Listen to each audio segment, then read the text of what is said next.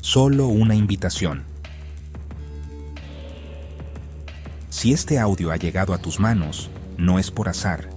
El azar es, precisamente, el monstruo del que vamos a hablar hoy. Tal vez estás escuchando esto mientras miras tu celular en silencio, o mientras intentas calcular cómo pagar lo que debes. Yo estuve ahí. Fui un joven inmaduro, lleno de ilusiones y sueños, con la mirada brillante y el corazón limpio.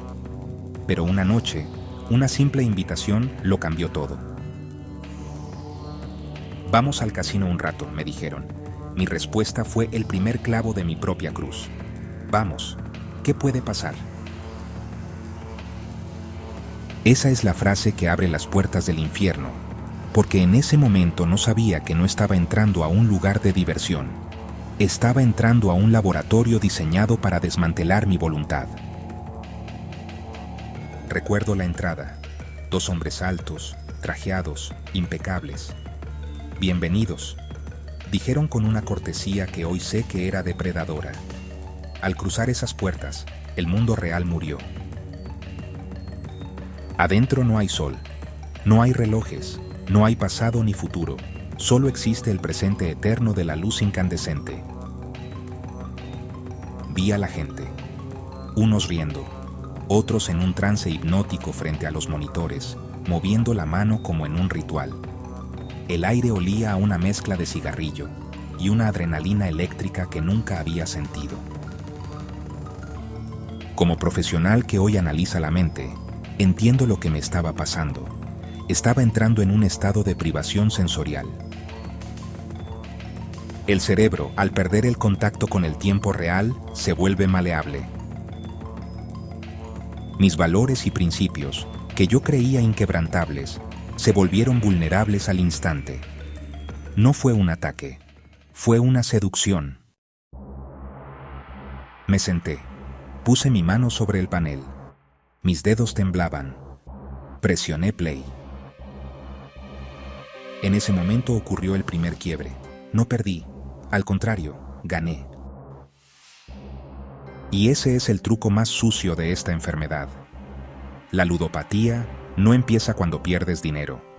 Empieza cuando el juego te da un regalo de euforia que tu cerebro nunca olvida. Desde la neurociencia, lo que experimenté se llama refuerzo intermitente. Mi cerebro recibió una descarga masiva de dopamina, el químico de la recompensa. Ese instante grabó en mis neuronas una asociación fatal. Juego igual a esperanza. Ese joven lleno de entusiasmo que entró por la puerta murió en ese primer giro. Fue reemplazado por alguien que acababa de descubrir una anestesia para la realidad. La máquina no me estaba dando monedas, me estaba robando la capacidad de sentir placer con las cosas normales de la vida. La música, los sueños, el amor, todo empezó a palidecer frente al brillo de la pantalla. Salí de ahí esa madrugada creyendo que tenía un don.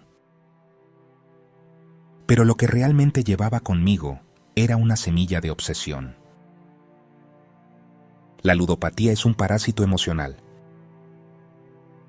No se trata de dinero, se trata de escape. Promete control cuando te sientes impotente. Promete identidad cuando te sientes nadie. Pero lo que realmente hace es tomar prestado tu bienestar del futuro para darte una alegría falsa de 5 segundos. Como alguien que lo vivió en sus peores consecuencias, perdiendo la dignidad, la confianza y casi la vida. Y como alguien que hoy entiende la psicología detrás de este impulso, te digo algo importante. El juego no es un vicio. Es una cárcel de cristal. Ves el mundo exterior, pero no puedes tocarlo. Estás ahí, pero ya no eres tú. Esa noche volví a casa, pero el casino no salió de mí. Mis sueños ahora tenían el sonido de las máquinas. Había cruzado una línea invisible. Este es el primer capítulo de una historia que me llevó al fondo, pero que también me enseñó a volar de nuevo. Si te identificas con ese joven inmaduro que dijo, ¿qué puede pasar? Quiero que sepas que hay salida. Pero la salida no está en la siguiente apuesta. La salida está en la siguiente verdad. En el próximo episodio te contaré cómo empecé a construir la máscara de la mentira. Cómo mi vida se convirtió en un guión de cine para ocultar que estaba perdiendo mi alma. No estás solo, quédate en este canal.